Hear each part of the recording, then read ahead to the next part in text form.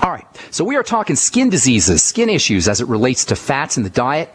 Later on, we're going to get to some amino acids.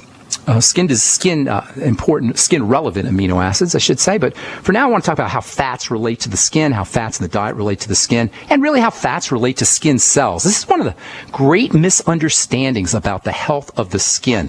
When we look at the skin, it looks like this inert covering that's just sitting there. And this leads us, and our medical professionals for that matter, whom we trust to know better, this leads us all to treat the skin as some kind of sheet or just a coating, a covering. But the skin is not a sheet. It's not a coating. It's not a covering, even though it may function that way. The skin is an organ, like your heart or your liver or your spleen. And we know, like all organs, it is a living, dynamic, throbbing, growing, morphing system.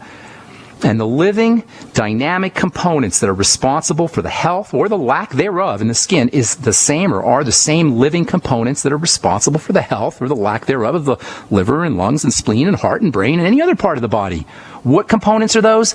The cells.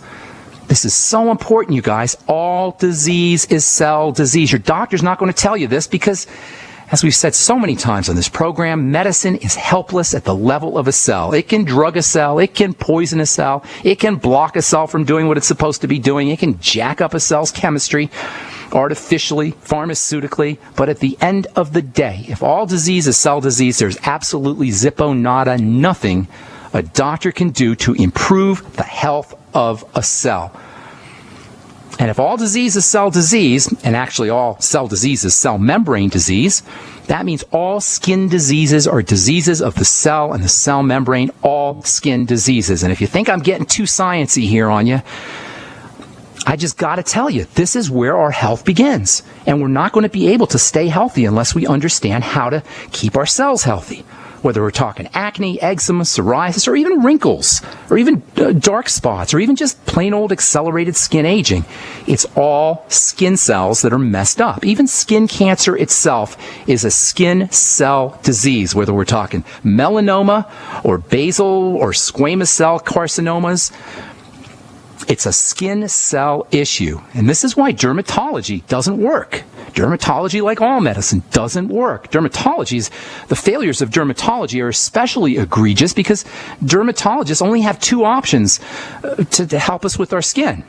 Aside from surgery, they can suppress our immune system or they can kill bacteria, and that's pretty much it. Do you realize that the modern dermatological remedies, protocols, prescriptions, nostrums, whatever you want to call them, are the exact same strategies that a dermatologist in 1930 or 1940 or 1950 would have used. Perhaps the names of the drugs have changed, but sometimes they haven't even changed. Tetracycline, erythromycin, prednisone, cortisol. These are all remedies from the 1940s and 1950s, and your dermatologist is still using them today. Obviously, there's something wrong. Dermatology can suppress the immune system, it can kill bacteria, and that's pretty much it, and that's pretty much all it's ever been able to do. If you ask your dermatologist about psoriasis, he's going to say, oh, well, we don't know what causes psoriasis. Causes are unknown. Or maybe if he's up on genetics, he'll say, oh, well, it's genetic. Of course it's genetic. Everything's genetic. But that doesn't mean it's genes that cause the problem. Genes are responsible for producing everything in the body, but not causally.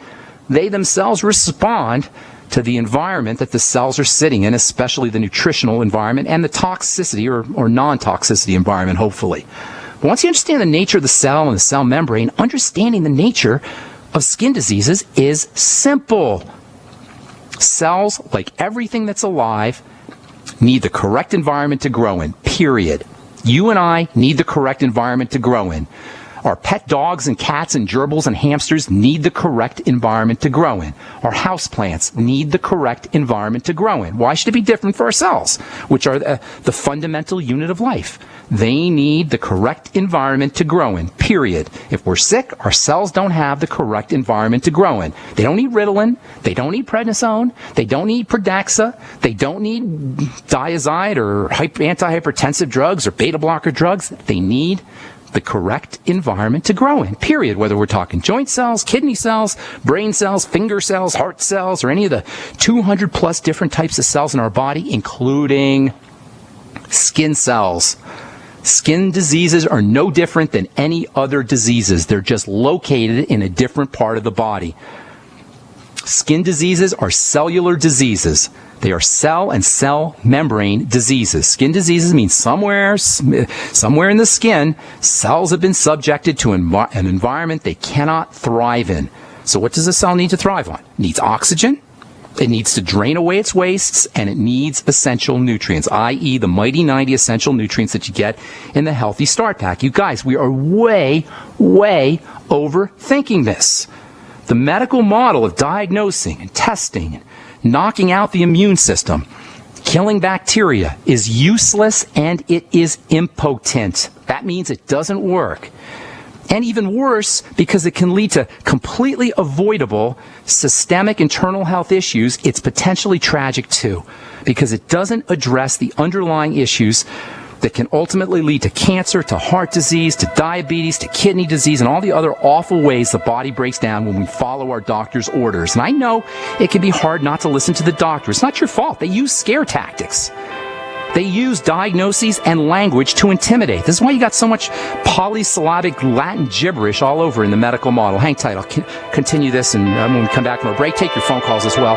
855-660-4261 is our number. Got lines open for you. I'm Pharmacist Ben. We'll be back after this.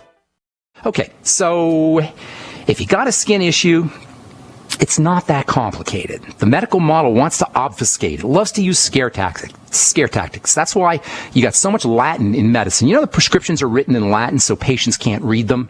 We had to study Latin in pharmacy school because we had to be able to read the Latin that's on prescriptions. Why do you suppose Latin prescriptions are written in Latin? So we don't understand them. So the patient doesn't understand them. So there's this air of mystery and authority and power that's surrounded with medicine. Diagnosis is the same way. Hydradentitis suppurativa, pyoderma gangrenosum, pityriasis lichenoides. These are all crazy diagnoses that are in Latin so that we don't understand them. But fancy schmancy diagnosis doesn't help us. Obfuscation and confusion and prescriptions don't help us. The medical model of treating degenerative diseases, including skin diseases, can ultimately kill us. Why? Because if our skin cells are suffocating, if our skin cells are toxic, if our skin cells are starved, and no one addresses these fundamental issues, if we just take a steroid or rub a steroid cream on, rest assured, it's only a matter of time before other cells start to manifest dysfunction too. The liver cells, the bone cells, the pancreas cells, the brain cells, really anywhere. That makes skin diseases really serious, and it makes skin diseases really helpful. Because our skin is like a window to the inside of the body. It tells us what's happening inside the body. If you have acne or psoriasis or eczema, you have an internal condition that you can read by looking at your zits or by looking at your rashes or by looking at your psoriatic plaques. Not addressing root causes and simply masking symptoms by suppressing biochemistry with a steroid cream or a biologic anti-immunity pharmaceutical can lead to big problems down the road, and it deprives us of a golden opportunity to read the inside of the body. Skin diseases are really feedback from the skin that if you listen to, you can really make changes. The skin heals very, very quickly. If you have acne today, 8 weeks from today, you don't have to have it, because that's how fast, even less, 4 to 8 weeks. This is all it takes for skin cells to turn over. So if you have acne today, 4 to 8 weeks from today, you don't have to have it. Same with eczema, same with dry skin, same with psoriasis, same with any skin diseases. The skin heals pretty much quicker than any other system in the body, say perhaps the digestive tract. We can and should be treating our skin health issues as nothing more than information about what the internal cellular milieu, the internal cellular conditions are in our body. The bad news is if you have a skin disease of any kind, even if it's just dark spots or dry skin, or if you just want to keep your skin looking younger longer just for vanity reasons, instead of going to get Botox, go get Biolumin. Get Biolumin Nightly Essence to correct digestive health. Add in the ultimate enzymes. Eat more, or at least eat enough protein. Stay away from foods that mess up your blood sugar, and make sure you're paying attention to fats and fat metabolism. The skin is especially predisposed to suffering the effects of fat malabsorption and problems breaking down and processing fats. Wrinkles and sun damage are two classic places where fat metabolism or defects in fat metabolism can show up, or deficiencies in essential fats can show up. Vitamin A, major fatty vitamin, is probably the most important skin health vitamin there is. It's important internally, and it's important topically. Internally, if you have any problems with protein metabolism or digestive problems, or if you had a gallbladder removed, if you had a hysterectomy, if you're postmenopausal, you are running a higher risk for vitamin A deficiency, and that means higher risk for wrinkles, higher risk for acne, higher risk for breakouts, higher risk for accelerated aging of the skin, high risk for all skin issues, all skin diseases. Impaired fat metabolism can also reduce zinc absorption, and zinc is probably the most important mineral for the skin. If you have deficiencies in zinc, or you're not getting enough zinc, or you're not absorbing your zinc, this can impact the skin in multiple ways. It can make your skin more sensitive to the sun. It can keep your skin from healing. It can increase the development of wrinkles and saggy skin. Deficiencies in zinc can lead to eczema, psoriasis, dry skin. Same with the deficiencies in vitamin A. If you're staying out of the sun and wearing sunscreens because your dermatologist told you stay away from the sun, don't you in the sun, and you have fat metabolism issues, there's a good chance that you're going to have deficiencies in vitamin D. And that can also compromise skin health. The best way to get your vitamin D is from the sun. The best way to get your vitamin E and zinc is from supplements. Make sure you're eating enough high-protein foods. That's where you're going to get your vitamin A from, and your zinc for that matter. Vegetarians are not going to get vitamin A. There's no vitamin A in, I should say vegans are not going to get vitamin A. There's no vitamin A in plants. There's beta-carotene, but that's not vitamin A. Vitamin A is only found in animal foods. If you're a vegan, you're in trouble, at least when it comes to vitamin A. Then there's the very important relationship between essential fatty acids and dry skin. All fats, really, and dry skin. Skin stays moist and hydrated, partially at least, by producing fats that trap water, that seal water in. Moisturizers are supposed to mimic that. Why mimic? Why simulate when you can stimulate? Don't simulate, stimulate. Don't imitate. Increase the production, help the skin increase its production of its own moisture factors. Why would you want to imitate moisture factors with a moisturizing cream when you can make your own? The skin can make a lot of its own fats, a lot of its own moisture factors, but there's two that it can't make, and those are called essential fatty acids. Dry skin is your skin's cry for more essential fatty acids, which of course shouldn't be a problem because you can always supplement with your Ultimate EFAs. If you have dry skin, get on the Ultimate EFAs, take 3 or 6 or 9 a day, watch what happens. One of the first things you're going to notice when you take your Ultimate EFAs, your skin will be moister, softer, it'll be more hydrated, and you'll be using less moisturizing cream and less lotion, and that's a good thing. Moisturizing cream and moisturizing lotion, as we said yesterday, suppress natural moisture factors. Not only that, but moisturizing creams have preservatives in them and fragrances in them and all kinds of chemicals that you don't want to put on your skin. Eventually, if you take care of your fat metabolism and you make sure you're supplementing with your essential fatty acids, you probably won't even need a moisturizer at all, and that's the way it should be. Nobody should need a moisturizing cream. Nobody should need a moisturizing lotion. From a physiological standpoint, nobody should have dry skin. That's right, nobody. How many people out there have dry skin? 90%, 95%. Whenever I do a talk and I ask people ask the audience how many people have dry skin, almost everybody raises their hands. Everybody, pretty much everybody, has dry skin, but it's not supposed to be that way. It's just an example or demonstration of how unhealthy we are, really, and how nutritionally deficient we are as well. Okay, I'm Pharmacist Ben, coming back with more good health information and your phone calls. Got lines open for you, 855-660-4261 is our... Got lines open for you. Let's go to Iowa and welcome Kurt to the bright side. What's up, Kurt? How you doing, buddy? Good morning there, Ben. Good morning. I just have a couple comments, mostly related to what you were talking about yesterday. Sure. Or started talking about yesterday with the omega-6s and omega-3s. Okay. I don't know how much faith a person has in Wikipedia. Okay. But on the Wikipedia page, I went to omega-3, down at the bottom of the page. It gives some examples of some of the things that are out there, omega-6s to omega-3 ratio. Okay. That's a good one. The one thing I found was corn oil. Okay. The ratio of 6 to 3 is 46 to 1. That's crazy, right? Now, I believe, just because of what I believe that directly correlates with the aspects of the amount of the accelerated amount of grain-fed animals being produced since the 70s. Absolutely. which directly correlates to all your cardiovascular health issues and such. Yep. So it was just kind of a point of awareness. I thought it's a big problem. You know, they even give fish omega-6s. And you know, fish typically will eat algae and plankton, which are very high in omega-3s, and that's why fish are a good source of omega-3s. But these days you got farm-fed fish, and the farm-fed fish are given corn and soy, for that matter. Absolutely. So even fish that are supposed to be omega-3 foods aren't as high in omega-3. Certainly grain-fed cattle is a big, big problem. Your point is very well taken, not to mention all the vegetable oils that we're eating. And you know what? Heart disease and inflammatory diseases and degenerative diseases, I'm not going to tell you they're exactly linked to excess ingestion of omega-6s, but I'll tell you what, since we figured out how to make vegetable oils, mass-produce vegetable oils industrially, which are high in these omega-6s, that's when our chronic degenerative disease epidemic hit. And I don't know if it's a directly 100% causal link, but certainly there is a connection. Point well taken, Kurt. Thank you. 46 to 1 is ridiculous. Yeah, and I don't know if it's directly related, but there are, there's a component. Depending on where you go for your research. I mean, there's all kinds of research that goes, both ways, I guess, a little bit, but a lot of the charts that you see, the mid-70s, boy, it sure seems to be a relatively similar pattern anyway. Doesn't it?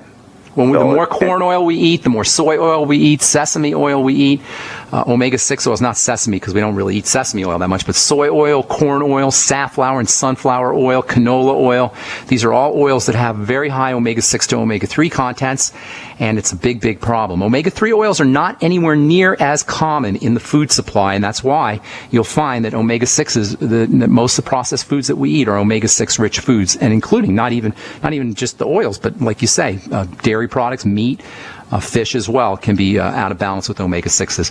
Thanks for bringing that up. It's definitely the you are what you eat kind of deal there. Well, fats are even more exemplary of you are what you eat because those don't get transformed. Usually when you eat protein, when you eat sugar, that gets broken down into its constituent parts. But when you eat fats, those get used as is. Cells will use whatever they can find, and there's no processing, there's no breaking down of those fats, and you end up with cells that have dysfunctional fats. Even worse than omega-6, the balance of omega-6s to 3s is the processing and the hydrogenation and the transesterifications and these weird kinds of frankenfats that are created. Those get incorporated in the cell membrane. I've spent the last couple of weeks talking about how important the cell membrane is. If you have these trans and hydrogenated fats incorporated in your cell membranes, there's no way you can be healthy, and there's no drugs or doctors that can make a difference.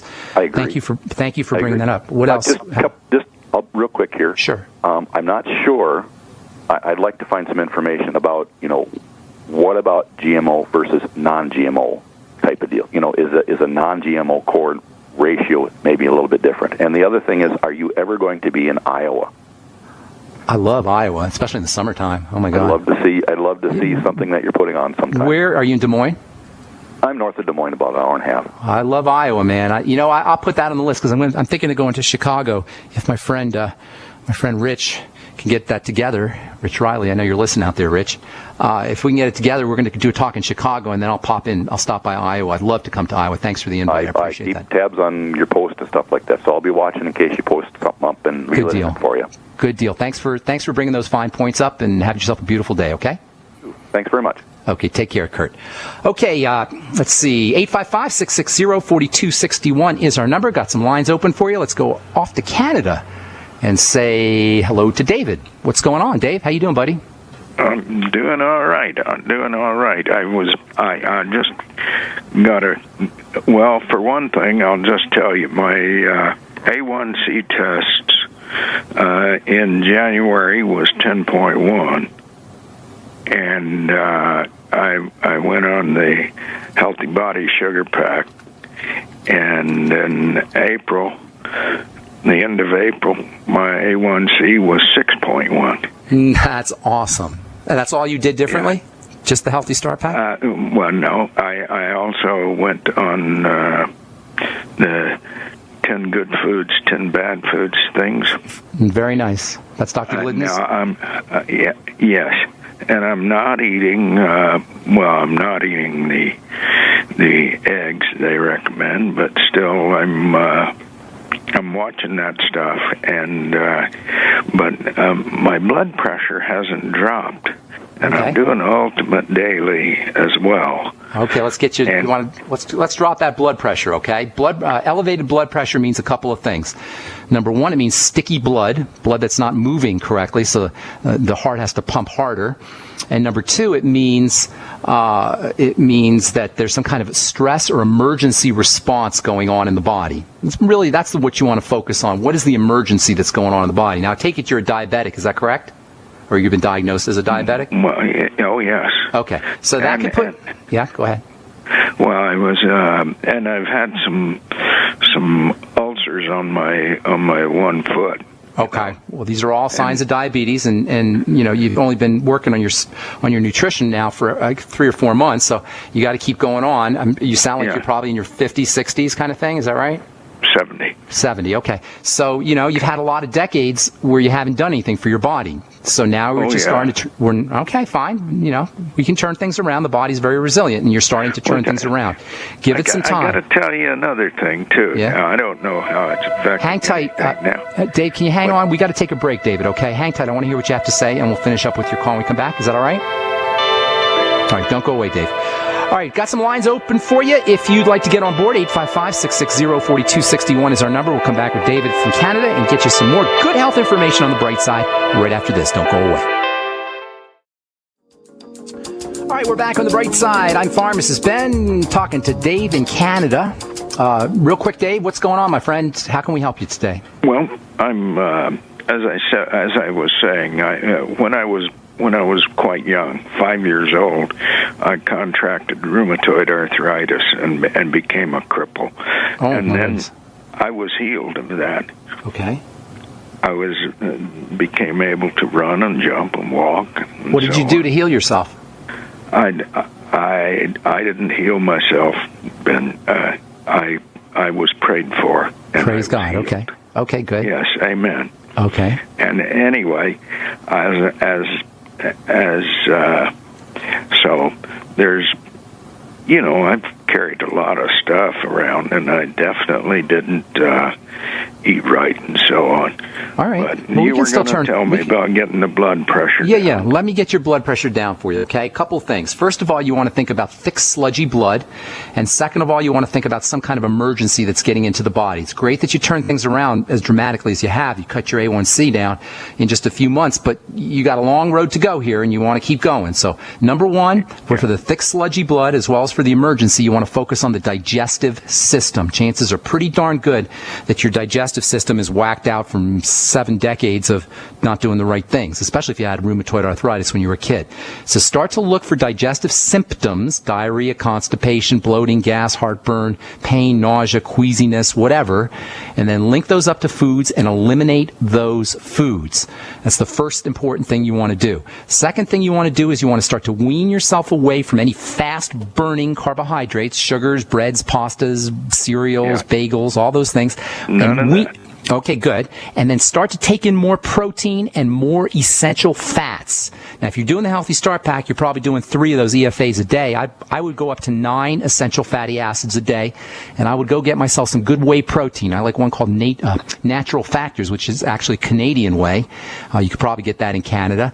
And do about 1 to 2, even up to 3 scoops a day in divided doses. You always want to divide your protein up into divided doses. Stay on that Healthy Start Pack. Make sure you're sipping on the Beyond Tangy Tangerine. And then I would throw in the Sweet Ease product, take those after meals, and I would also throw in the Ultimate Enzymes, and I would add in the BioLumin Nightly Essence. I'd be doing 3 in the morning, 3 at night.